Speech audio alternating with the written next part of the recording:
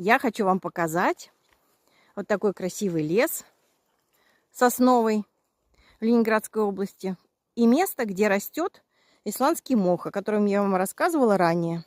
Кто смотрел, тот помнит, что самое лучшее средство от кашля – это исландский мох, который вы можете сами собрать в средней полосе, в светлых лесах и барах. Вот посмотрите. Вот я нашла местечко, где его много. Вот это исландский мох. Вот, смотрите, как он выглядит в лесу. Вот так вот он растет. Вот, видите? Вот, его можно вот так вот оторвать